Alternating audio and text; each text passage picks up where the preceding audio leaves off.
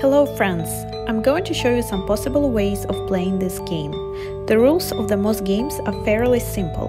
This board game is great for cozy evenings with your friends while drinking hot chocolate and having interesting conversations. Now I will demonstrate some possible games. Putting together the knots. Standoff. This game starts with splitting all the dice evenly between all the players. In our case, each box already has 24 dice. We take them out. Now we take them all and roll the dice.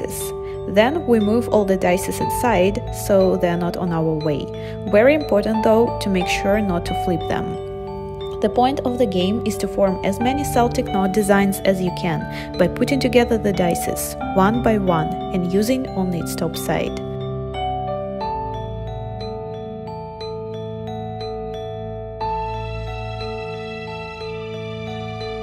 If at some point you realize that you run out of the dice that can be used for your node designs, you can roll the dice again. You can repeat that no more than 2 times during the entire game. Or if you have a large amount of dice, you can increase the number of dice rolls. Once there are no more dice, you can count the points. Take a look. I managed to put together 2 complete knots. I take the first knot, which consists of 9 dice, and I multiply them by 2. Then I take the second knot and also multiply its dice by 2. And then we take each unfinished knot and add 1 point for each dice. So total, I ended up with 39 points. My opponent turned out to have 39 points as well. So how do we determine who is the winner?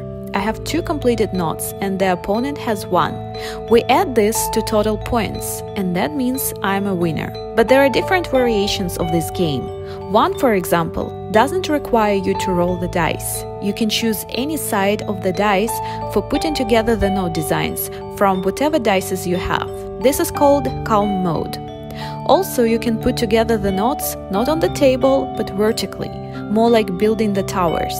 The aim of this game is the same, but the process is more challenging.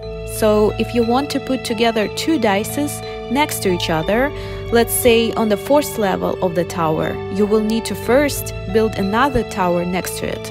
There is also the most challenging option of this game, where you build towers vertically and all sides of the dice have to be next to each other without leaving any empty spots.